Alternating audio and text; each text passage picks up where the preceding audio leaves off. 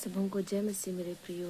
आज फिर से प्रभु यीशु मसीह के नाम पे हम एक साथ एकत्रित होंगे और प्रभु के कलाम को सीखने का कोशिश करेंगे। मुझे उम्मीद है कि आप सभी मेरे प्रियजनों, प्रभु के लोगों, बेटे और बेटियों, सभी कोई आप सभी कोई सुरक्षित और स्वस्थ होंगे। आइए आज के सुंदर कलाम को ज़्यादा कुछ ना कहते हुए हम सीखने और समझने का कोशिश करेंगे।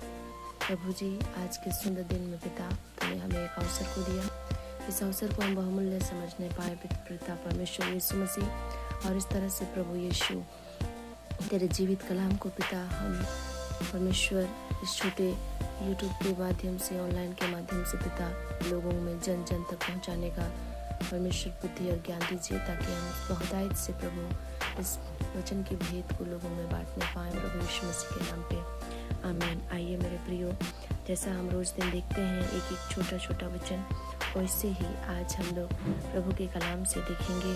और आज हम लोग देखेंगे मार्कुस का 11 का हम लोग 23 वचन और 24 वचन को देखेंगे। हालेलुया। प्रभु कहता है इसमें कि मैं तुमसे सच कहता हूँ कि जो कोई इस पहाड़ से कहे तू उखड़ जा और समुद्र में जा पड़, और अपने मन में संदेह न करे वरन प्रतीति करे कि जो कहता हूँ वो हो जाएगा, तो उसके लिए वही होगा।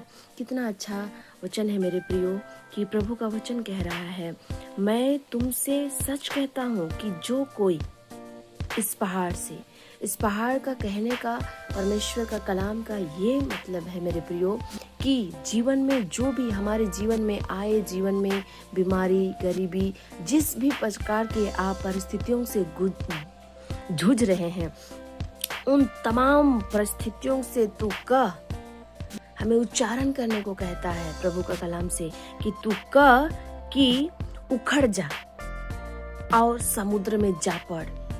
यानी हमारे जीवन से उखड़ कर तू ऐसी जगह में जा कि कहीं से और तू दोबारा वापस हमारे जीवन से ना आए। और ऐसा कहने के बाद आपको किंतु, परंतु, लेकिन, किस लिए, दैट, जो भी हो जाए सिचुएशन, आपका जिस भी सिचुएशन आधार पर आपको क्यों ना हमें इतना मजबूर भी हो जाए कि कभी खाने के लिए ना मिले या जिस भी परिस्थिति में हम पहुंच जाएं, लेकिन मन में संदेह नहीं करने बोलता है और कहता है कि प्रतीति कर ले, मान ले कि जो कहता हूँ वो हो जाएगा, तो उसके लिए वही होगा।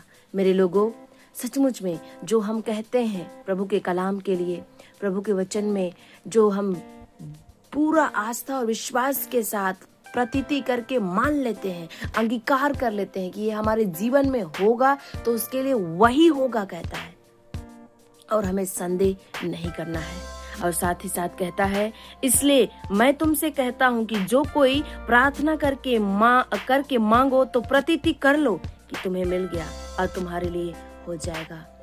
तुम मान लो, प्रतीति कर लो कि ये तुम्हारे लिए हो गया, तो उसके लिए वही होगा। प्रार्थना करके मांगो।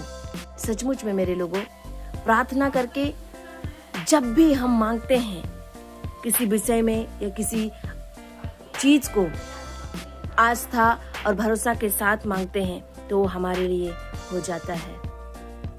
आज इस वचन से हमें यही सीख मिलती है मेरे प्रियो कि हमारा परिस्थिति जैसा भी हो, हमें कभी भी अपने परमेश्वर पर संदेह नहीं करना है, क्योंकि हम जब संदेह करते हैं तब दुष्ट शैतान हमारे जीवन के हर एक उन सॉल्यूशन होने वाले भागों को क्या करता है, छीन लेता है और हमें दुख और विपत्ति में पड़ा देता है। इसलिए हम जिस भी परिस्थिति में रहते हैं मेरे मसीह भाई और बहनों, हम प्रभु में अपने विश्वास को, आस्था को अडिग और मजबूती के साथ अपने जीवन में बना के रखिए, ताकि आपको शैतान छीनने ना पाए। प्रभु का इसलिए कलाम कहता है कि जो भी तुम्हारे जीवन में दुष्ट काम करता है, परेशानी या गरीबी, जो कुछ भी आपके लाइफ में, आप उसे हुक्म दीजिए, क्योंकि प्रभु ने हमें अथॉरिटी दिया है। परमेश्वर हमारे जीवन के लिए बहुतायत का एक वचन को दिया है, तो हम इस वचन के आधार पर चलें। वचन कहता है, मैं तुम्हारा आड़ और ढाल, सचमुच में आड़ और ढाल बनाइए, कभी भी संदेहजनक बात नहीं करें। एक ही बात है, इस वचन से आपको आशीष मिले, चाहे हम जिस भी परिस्थिति में रहें, अपने प्रभु की तरफ से और इस तरह से हम प्रभु में दर बदर पीढ़ी